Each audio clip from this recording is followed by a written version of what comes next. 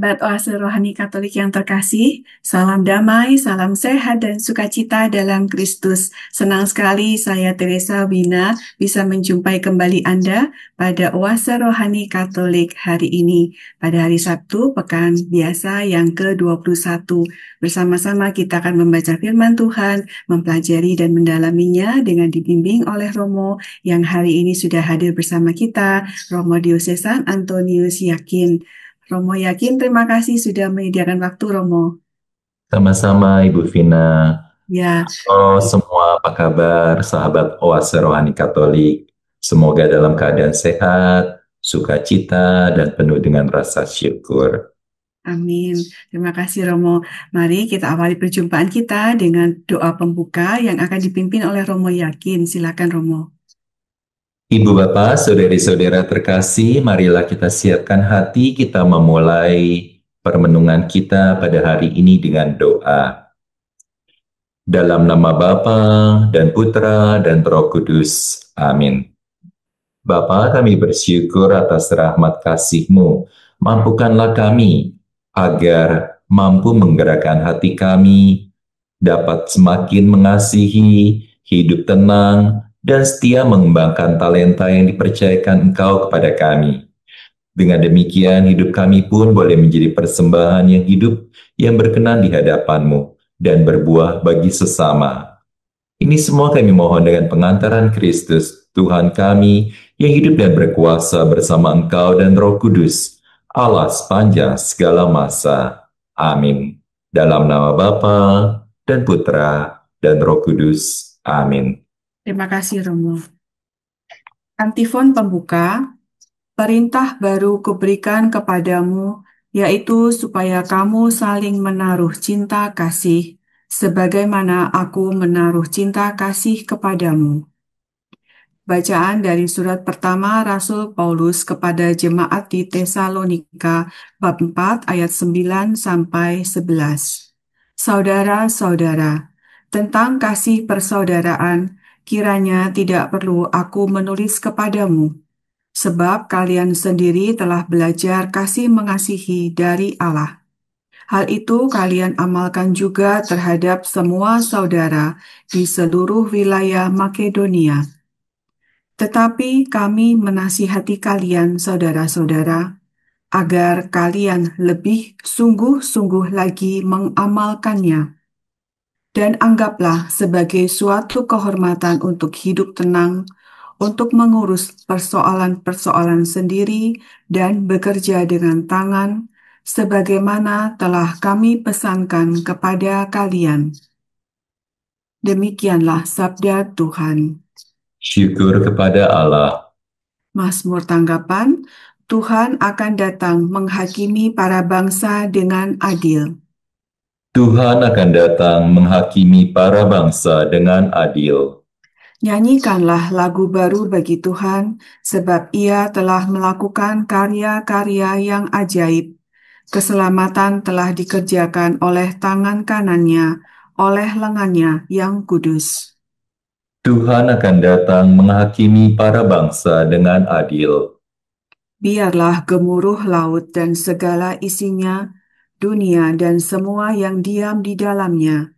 Biarlah sungai-sungai bertepuk tangan dan gunung-gemunung bersorak-sorai bersama-sama di hadapan Tuhan.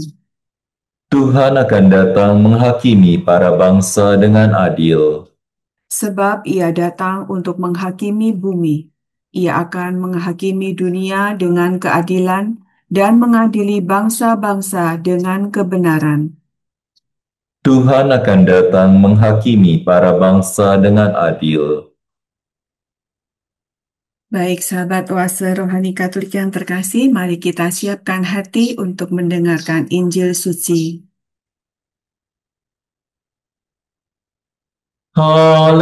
Haleluya, haleluya, haleluya.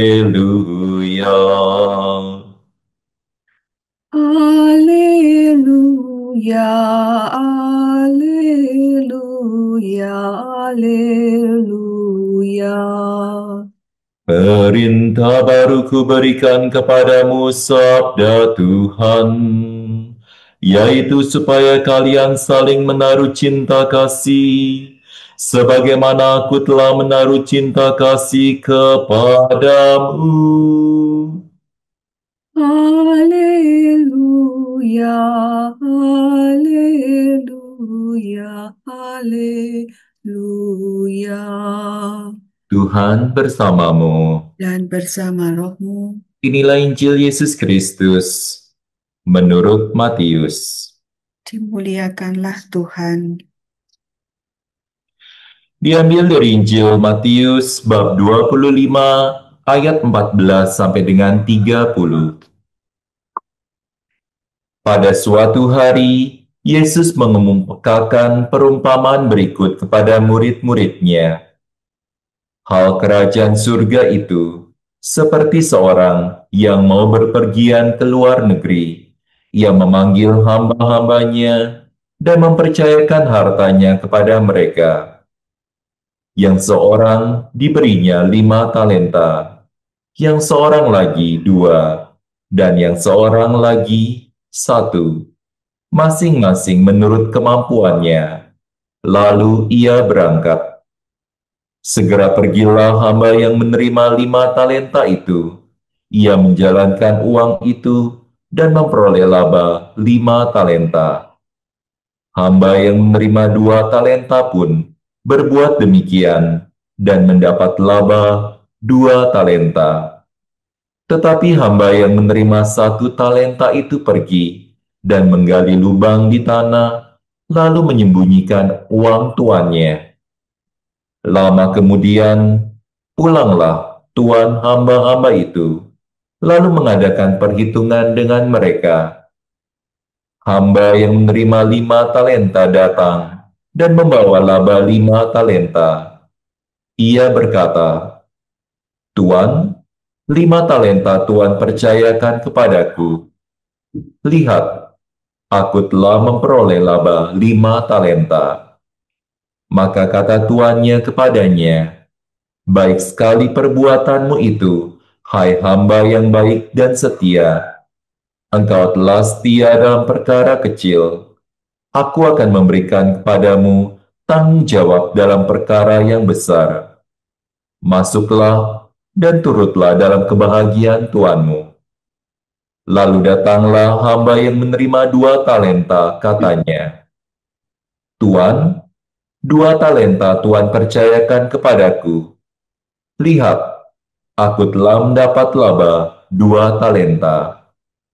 Maka kata tuan itu kepadanya, "Baik sekali perbuatanmu, hamba yang baik dan setia, karena engkau telah setia memikul tanggung jawab dalam perkara kecil, maka aku akan memberikan kepadamu tanggung jawab dalam perkara yang besar. Masuklah dan turutlah dalam kebahagiaan tuanmu." Kini datang juga hamba yang menerima 1 talenta dan berkata, "Tuan, aku tahu bahwa Tuan adalah manusia kejam, yang menuai di tempat Tuan tidak menabur, dan memungut di tempat Tuan tidak menanam. Karena itu aku takut dan pergi menyembunyikan talenta Tuan di dalam tanah. Ini, terimalah milik Tuan." Maka tuannya menjawab, "Hai engkau, hamba yang jahat dan malas. Engkau tahu bahwa aku menuai di tempat aku tidak menabur, dan memungut di tempat aku tidak menanam. Seharusnya uangku itu kau berikan kepada orang yang menjalankan uang, supaya sekembalinya aku menerima uang itu serta dengan bunganya. Sebab itu, ambillah talenta itu daripadanya, dan berikanlah pada orang yang mempunyai 10 talenta itu. Karena setiap orang yang mempunyai akan diberi sampai ia berkelimpahan. Tetapi siapa yang tidak punya, apapun yang ada padanya akan diambil. Dan buanglah hamba yang tidak berguna itu ke dalam kegelapan yang paling gelap. Di sana akan ada ratap dan kertak gigi." Demikianlah sabda Tuhan. Terpujilah Kristus. Baik sahabat Oase Rohani Katolik Kasih, kita sudah bersama-sama membaca firman pada hari ini. Sekarang mari kita mendalaminya. Romo yakin dari bacaan yang pertama dulu yang mungkin Romo ada pelajaran apa Romo? Ya, Ibu Bapak, saudari-saudara terkasih, Rasul Paulus menekankan kepada kita agar kita mendasarkan hidup kita atas dasar kasih persaudaraan. Apakah mencintai Tuhan, mencintai sesama, hukum kasih, itu mudah atau gampang? Kalau ditanya kepada Ibu Wina, Gampang-gampang susah Romo. lebih banyak gampangnya atau lebih banyak susahnya? Kalau dengan yang tidak berseberangan dengan kan katanya harus mencintai musuh misalkan. Nah, kalau yang seperti itu kan tentunya agak sulit Romo. Mesti berproses dulu karena kalau kita harus mengikuti, mau nurut ya harus berproses. Nah, itu susah kayaknya Romo. Iya. Kalau mencintai orang yang harus dicintai gampang atau mudah? Yang harus dicintai lebih gampang meskipun mungkin pasti akan ada gesekan dengan orang yang mesti dicintai tersebut namanya pribadi yang berbeda Romo. Tidak jarang ternyata dalam hidup kita, kita justru membenci orang yang harus kita cintai. Pada saat orang itu mengkhianati kita, berbuat kesalahan yang besar, yang ada adalah luka yang menganga dalam diri kita, yang tidak terobati. Tidak jarang, keluarga, pasangan yang harusnya kita cintai, malah menjadi pribadi yang paling kita benci. Jadi, apakah mencintai orang yang wajib, yang harusnya dicintai, itu gampang atau mudah? Tidak mudah, Romo. Kalau dari cerita Romo, tidak mudah. Karena memang kebanyakan orang bilang orang terdekat ya, Romo, yang bikin kita sakit hati. Entah itu keluarga, entah itu teman, gitu. Maka, kalau dari awal kita punya pandangan, punya keyakinan, punya persepsi bahwa mencintai itu tidak mudah, maka jangan heran kalau benar-benar menjadi sulit. Kenapa? Karena dari awal mindset kita sudah mengatakan mengasihi itu atau mencintai itu susah. Dan akhirnya benar-benar menjadi susah. Maka bagaimana akhirnya kita menanamkan dalam diri kita bahwa mengasihi itu sesuatu yang mudah, sesuatu yang gampang. Mencintai itu sesuatu yang bisa kita lakukan. Kenapa? Jangan mendasarkan kasih itu dengan kekuatan diri kita sendiri, dengan kekuatan manusiawi kita. Kalau kita mencintai dengan kekuatan manusiawi, maka bisa saja cinta itu adalah cinta yang uh, manusiawi, cinta yang menginginkan balasan.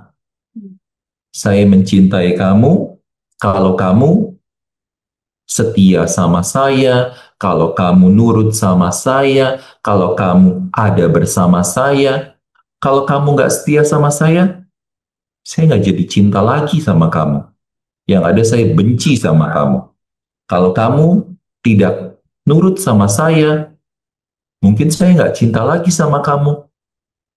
Yang ada saya mungkin menghindari kamu, males sama kamu.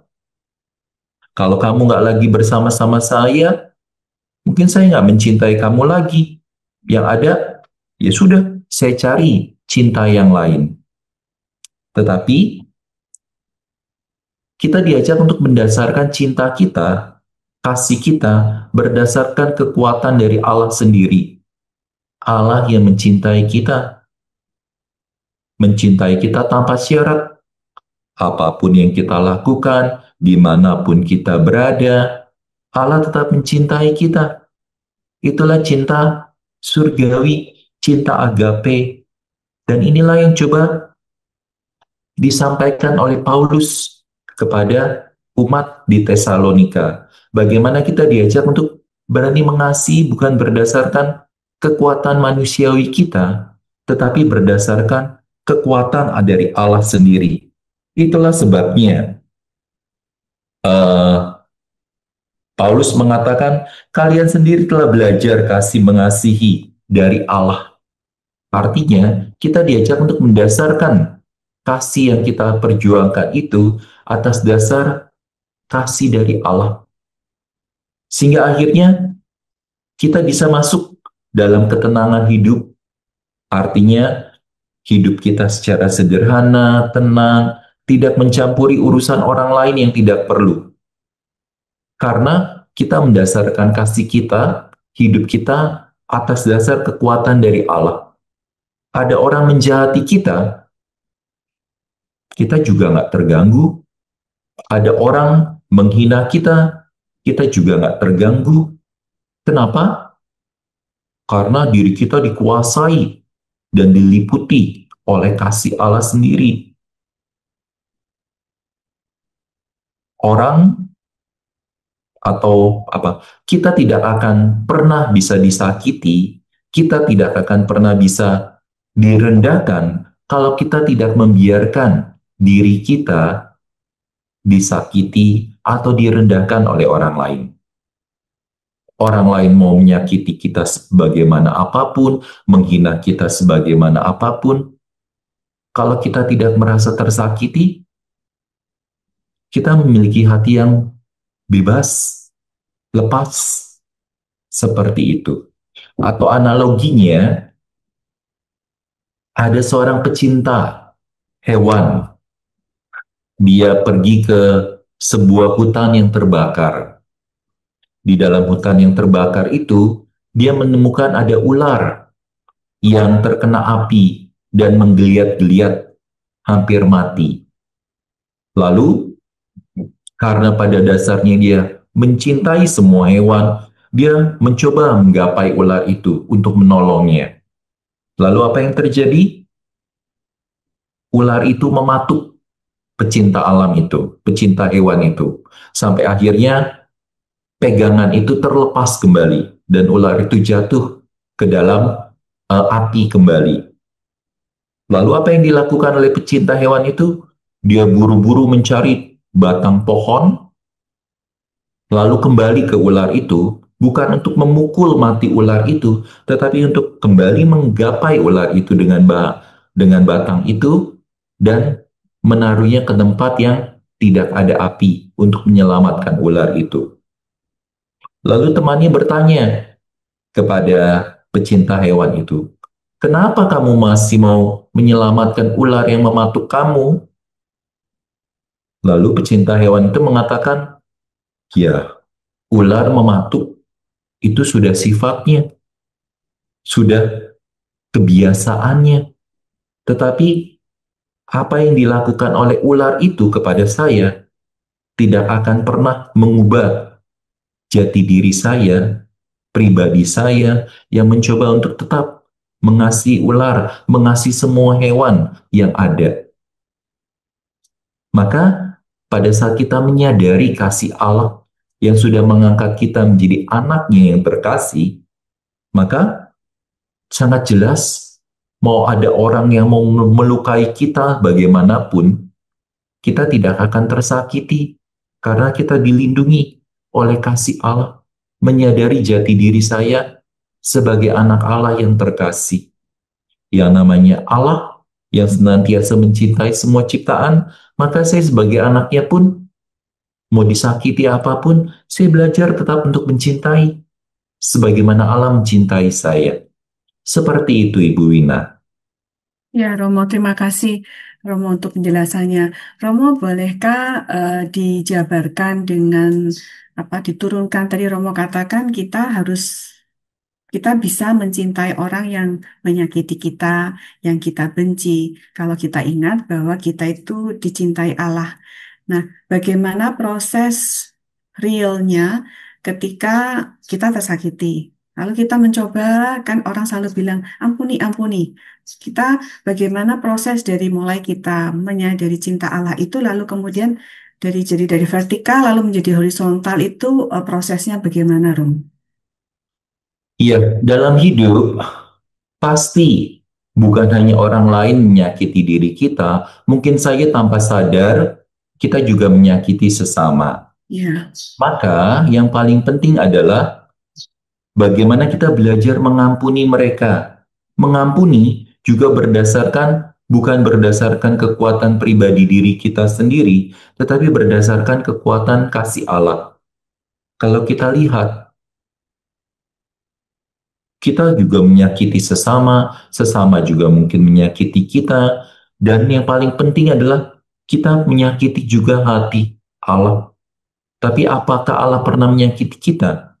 Tidak. Kalau misalkan ada orang menyakiti kita, coba kita lihat, pernahkah kita menyakiti Allah dengan cara yang sama? Ada orang menghina kita, pernahkah kita menghina Allah? Ada orang melukai kita, pernahkah kita juga melukai hati Allah? Kalau jawabannya iya, kok Allah nggak menghukum kita? Kok Allah tidak menyakiti kita? Malah Allah tetap mendoakan kita, memberkati kita, memberikan kita anugerah kehidupan.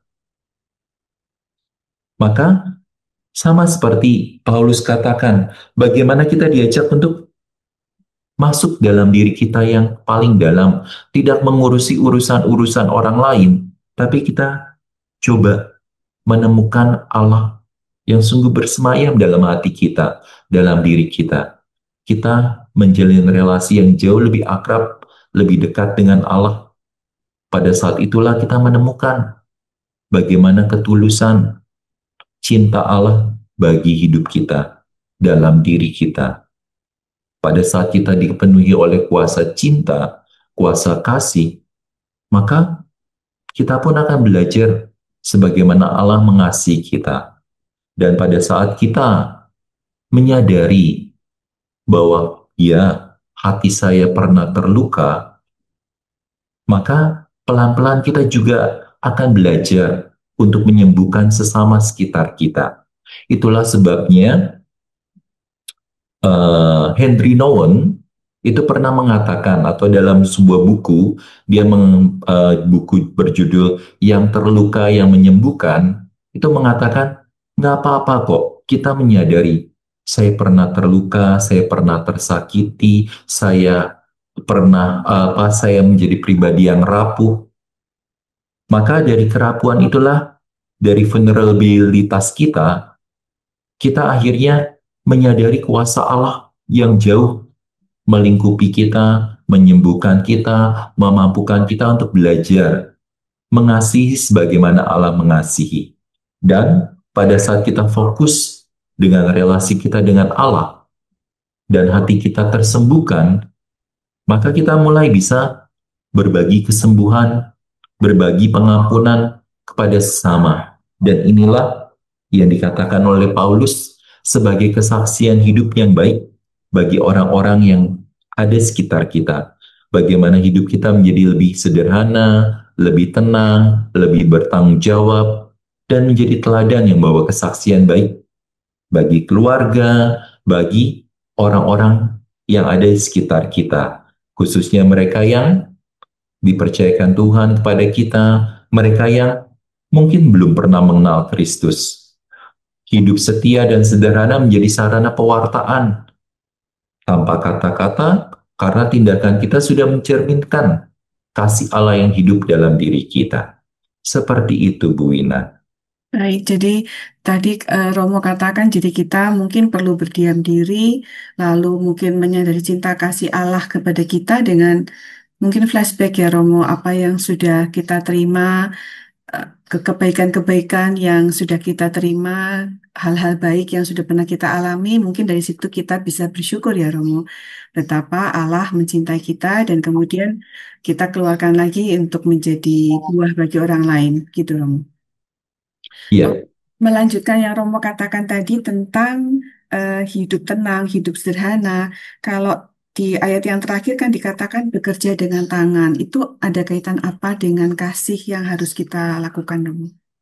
iya. Artinya, kasih yang sudah kita terima dari Allah bukan hanya sekedar kita rasakan, kita nikmati, kita cecap untuk diri kita sendiri, tetapi bagaimana kasih itu pelan-pelan akhirnya berbuah, berbuah melalui tadi pengampunan kita, terus berbuah dengan keberanian kita untuk berbagi, keberanian kita untuk memberi, Hmm. sehingga akhirnya buah dari kasih itu menjadi nyata dan buah tersebut akhirnya memberikan apa keteladanan sehingga akhirnya semakin banyak orang boleh menemukan Allah yang juga hadir dalam diri kita. Kita boleh menampilkan wajah kerahiman Tuhan, wajah kerahiman Allah bagi sesama. Itu makna dari bekerja dengan tangan. Oh, Sehingga akhirnya kasih kita sungguh-sungguh bukan hanya di mulut, tapi boleh berbuah dalam tindakan yang nyata. Seperti itu, Bu Wina. ya, baik. Terima kasih Romo untuk pendalamannya dari bacaan yang pertama. Kita akan rehat sejenak, kita akan endapkan dulu apa yang sudah disampaikan oleh Romo Yakin. Kita akan lanjutkan lagi ya Romo nanti di sesi yang kedua. Terima kasih.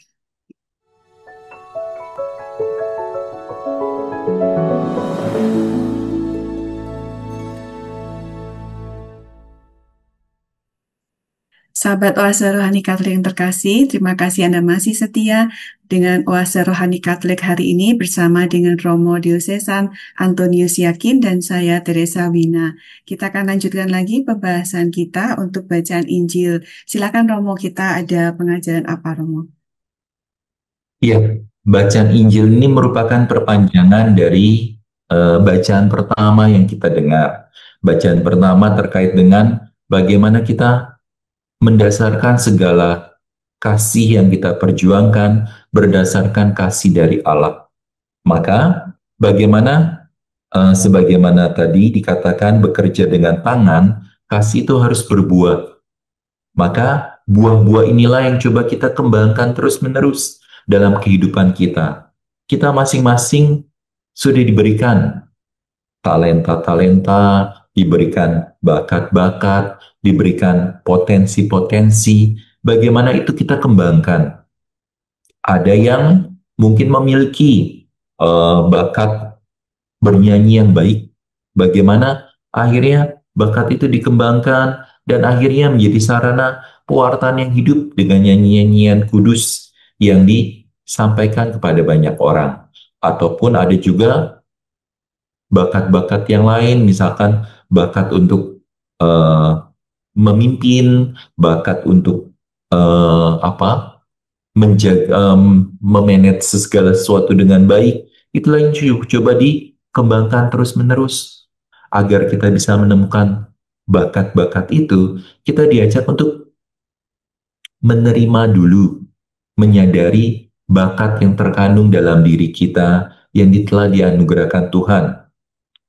Artinya, bagaimana kita diajak untuk kalau dalam kasih, perintah kasih, kasih kepada Allah, kasih kepada sesama, sebagaimana diri kita sendiri. Maka pertanyaannya, sudahkah kita juga mengenal diri kita dan menerima diri kita apa adanya? Kalau ditanya kepada Bu Wina, misalkan, kan sekarang banyak apa atau kalau Bu Wina mendapatkan kesempatan kedua untuk hidup lagi, apakah Bu Wina tetap mau menjadi hidup seperti Bu Wina sekarang ini atau tidak? Hidup akan sama saja kayaknya Romo memutuskan kalau orang ada istilah reinkarnasi misalkan. Jadi ini jadi itu pun tantangannya pasti sama. Eh, Kesempatannya pasti sama juga. Jadi mungkin sama-sama aja sih Romo. Ya, banyak orang-orang yang mencoba apa memperbaiki hidup dengan cara mengubah dirinya. Sehebat-hebatnya orang mengubah diri, paling cuman tampak luaran saja. Mungkin dengan operasi plastik atau dengan apa melakukan make apa eh, perubahan tubuh seperti itu. Tetapi yang paling penting adalah sadarkah kita bahwa saya adalah pribadi yang berharga, pribadi yang dicintai oleh Tuhan. Saya sungguh-sungguh berharga di mata Tuhan. Artinya, saya diajak untuk berani menerima baik kelebihan maupun kekurangan diri saya apa adanya dan mensyukuri hal tersebut. Bagaimana kita bisa menemukan bakat, talenta yang terpendam dalam diri kita kalau kita tidak menerima diri kita apa adanya lebih dahulu. Maka tadi dalam buku yang terluka dan yang menyembuhkan, Henry Ronowen mengajak kita untuk pertama-tama dia menyadari dan mensyukuri diri saya apa adanya. Kalau dikatakan, oh saya misalkan hidungnya nggak mancung ya, ya nggak apa-apa. Oh, kok kepala saya agak peyang ya? Oh ya nggak apa-apa. Kok badan saya pendek ya? Ya sudah, itu juga anugerah. Atau menyadari juga kelemahan-kelemahan internal diri kita. Oh, ternyata saya pemarah ya. Ya sudah, kita tahu bagaimana Rasul Petrus, Rasul Paulus, itu juga pribadi yang awalnya adalah pemarah. Kalau saya tidak menyadari dan menerima, maka proses penyembuhan juga tidak akan terjadi. Kalau ditanya, kamu itu pemarah loh? Ah enggak, saya enggak pemarah. Kamu itu pendendam loh? Ah enggak, saya enggak pendendam. Pada saat kita terus-menerus menolak, tidak mengakui kelemahan diri kita, maka proses perkembangan diri, penerimaan diri kita akhirnya tidak terwujud dan proses kesembuhan bagi diri kita juga tidak tercapai. Kalau seperti itu, bagaimana kita bisa menemukan talenta, bakat, potensi yang diberikan Tuhan kepada kita? Maka Henry Nouwen mengajak kita untuk menerima diri kita apa adanya. Kalau misalkan dikatakan, kamu pemarah loh. Iya sih, memang saya pemarah. Tapi saya coba untuk menjadi pribadi yang lebih sabar. Kamu itu pendendam loh. Iya sih, tapi saya coba belajar melepaskan ikatan-ikatan kemarahan, amarah saya terhadap orang-orang sekitar saya.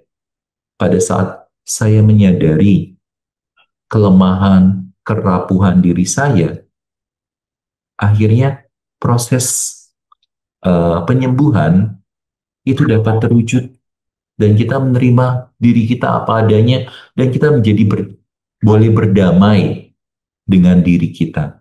Pada saat kita damai dengan diri kita, maka segala berkat anugerah yang diterima, yang diberikan Tuhan kepada kita, kita pun akan semakin menyadari hal itu dan mensyukurinya. Seperti itu, Bu Wina. Terima kasih Romo. Jadi justru saya melihat ada jalan ada kebalikan bahwa biasa kan orang mencari-cari saya bisanya apa ya, saya pinternya apa. Tapi justru Romo tadi kalau dari penjelasan Romo seolah-olah kita mencari dulu, menyadari kekurangan kita ini nih. Justru setelah itu baru kita bisa eh, menemukan ya Romo ya. Oh nggak apa-apa. Lalu saya bisanya ini dan dari situ itu bisa berkembang gitu ya Romo. Bukan menemukan kekurangan saja, tetapi juga menyadari keseluruhan diri saya, Hmm. baik kerapuhan maupun kelebihan. Ada orang yang mengatakan, wah suara kamu bagus loh, kamu bisa jadi penyanyi loh. Ah enggak. Pada saat kita denial, kita juga tidak akan mengembangkan diri kita, potensi kita. Jadi bukan sekedar sopan santun ya Romo, bukan kayak gitu. Oh kamu bisa lo, cocok lo, jadi pemimpin lo, jadi ketua lingkungan atau prodiakon. Ah enggak jangan saya, jangan saya. Yang Hmm. ada mungkin saja kita nggak berkembang. Maka kita pun diajak untuk bukan menerima kekurangan saja, tetapi juga menerima kelebihan kita, Hmm. menerima diri kita seutuhnya. Itulah yang coba dikejar oleh Henry Nouwen, sehingga ya sebagai manusia kita punya pasti potensi kelebihan yang luar biasa, juga punya kekurangan. Nggak ada semua manusia yang sempurna. Ya. Nah, dalam ketidaksempurnaan itulah kita diajak untuk belajar menerima diri kita, menyadari kasih Allah yang sempurna. Seperti itu. Ya, Romo. Nah, kalau kembali ke ini soal apa kemampuan kita, soal kelebihan dan kekurangan. Kalau dikaitkan dengan talenta di yang bacaan Injil ayat ke-29 itu dikatakan setiap orang yang mempunyai maaf, akan diberi sampai ia berkelimpahan. Tetapi siapa yang tidak punya, apapun daripadanya akan diambil. Jadi apakah kalau kita, seperti Romo tadi katakan, kalau kita punya kelebihan, kita diakui oleh orang, maka ya harus, atau bagaimana penjelasan Romo dari ayat ini? Ya, pada saat kita menerima diri kita apa adanya, baik kekurangan maupun kelebihan kita, maka kita semakin menyadari kasih Allah yang hidup dalam diri saya. Saya yang kurang saja dicintai, apalagi saya yang juga punya kelebihan, pasti juga semakin dicintai. Atas dasar cinta Allah itulah saya mulai berani berbagi kasih. Dan pada saat saya berbagi, potensi yang ada dalam diri saya semakin jauh berkembang. Contoh paling gampang, ada eh, pada saat kerja apa belajar bersama,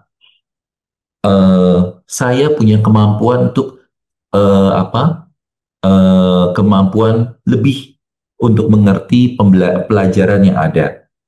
Pada saat saya mengajari teman-teman saya, bukannya ilmu saya menjadi hilang, habis, tetapi justru pada saat saya mempraktekkan apa yang saya ketahui, saya mengajarkan kepada teman-teman saya yang lain, maka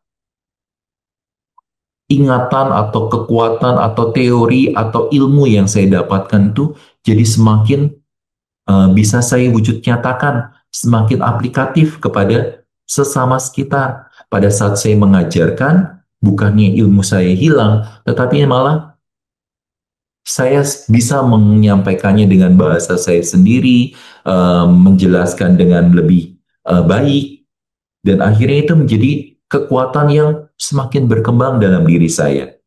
Maka, bagaimana kita menyadari bahwa dengan berbagi, dengan memberi, kita tidak akan semakin berkekurangan, tetapi kita akan semakin diperlengkapi, disempurnakan oleh kasih Allah. Itulah sebabnya semakin kita menyadari kelebihan, menyadari diri kita sepenuhnya, dan semakin kita berani berbagi, mengembangkan hal itu, kita akan semakin berkelimpahan. Seperti itu, Bu Wina. Ya, terima kasih Romo penjelasannya dan permenungannya untuk dua bacaan pada hari ini. Romo, bolehkah memberikan satu benang merah dari bacaan pertama dan bacaan Injil, Romo? Ya, kalau mau dilihat titik atau benang merahnya, mungkin kita bisa mengambil dua hal. Pertama, bagaimana kita menyadari perkara-perkara kecil yang Tuhan berikan kepada kita dengan cinta yang besar.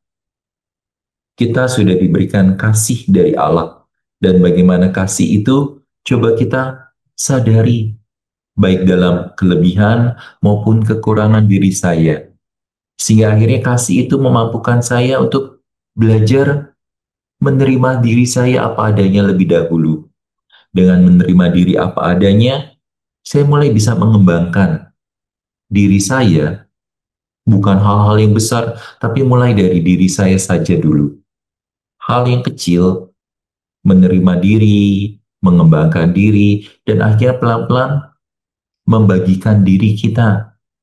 Pada saat kita membagikan diri kita, maka diri kita bukannya hancur, tapi akan semakin berkembang, berbuah kepada sesama. Itulah sebabnya kita diajak untuk menjadi pribadi yang ekaristis, Pribadi yang karistis adalah pribadi yang berani diambil, diberkati, dipecah-pecah, dan dibagi-bagikan. Artinya, setiap dari kita sudah dipilih oleh Tuhan. Kita berharga di mata Tuhan. Itulah sebabnya kita diambil, dikhususkan, dikuduskan.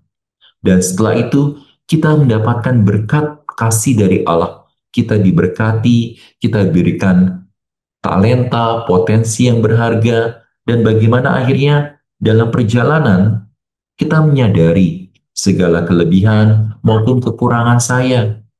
Saya belajar untuk berani dipecah-pecah, agar dari dipecah-pecah itu saya boleh membagikan apa yang saya miliki kepada sesama sekitar. Pada saat kita belajar menjadi pribadi yang ekaristis, kita pun akan menjalankan hidup kita dengan tenang, dengan damai, dengan sukacita. Kenapa? Karena kita tidak mendasarkan kekuatan perjuangan kita berdasarkan diri kita sendiri, tetapi berdasarkan kasih Allah.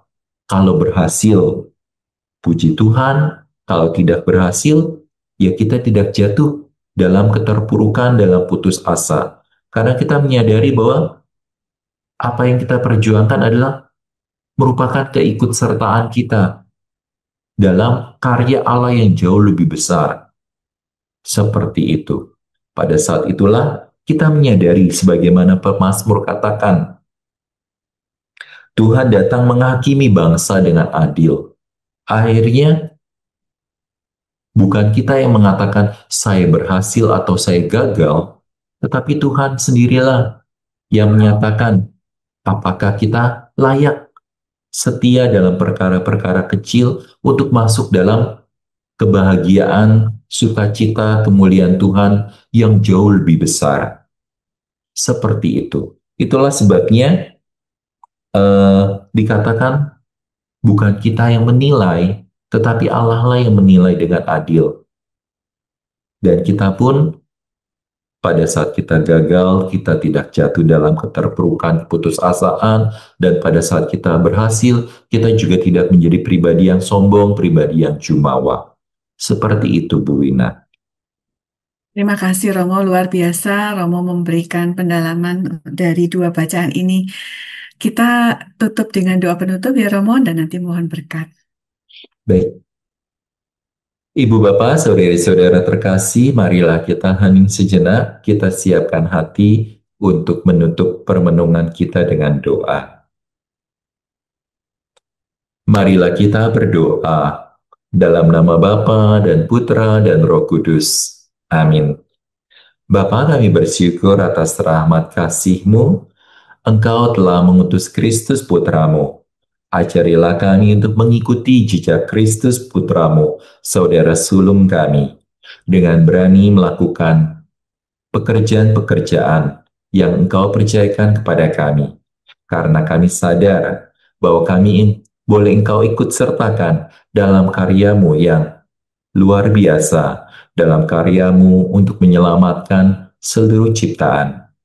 Ajarilah kami untuk menjadi pribadi yang menyadari akan kasih-Mu yang senantiasa memperkembangkan kami, baik dalam kelemahan maupun dalam kelebihan kami masing-masing, sehingga kami pun boleh menerima diri kami, berdamai dengan diri kami, dan akhirnya kami juga belajar berdamai dengan sesama yang Kau percayakan kepada kami. Sehingga akhirnya kami pun boleh setia dalam perkara-perkara kecil untuk ikut serta dalam kemuliaan-Mu yang jauh lebih besar. Ini semua kami mohon dengan pengantaran Kristus Tuhan kami. Amin. Tuhan bersamamu, Dan bersama rohmu. rahmat berkat dan penyertaan Allah yang Maha Kasih senantiasa tercurah dalam hidup kita, dalam diri mereka yang kita cintai, keluarga kita, orang-orang yang kita doakan dan kita layani. Bapa dan Putra dan Roh Kudus. Amin. Romo, terima kasih untuk pengajarannya hari ini. Kami diingatkan, dikuatkan betapa besar kasih Tuhan kepada kita, Romo. Sama-sama Ibu Wina.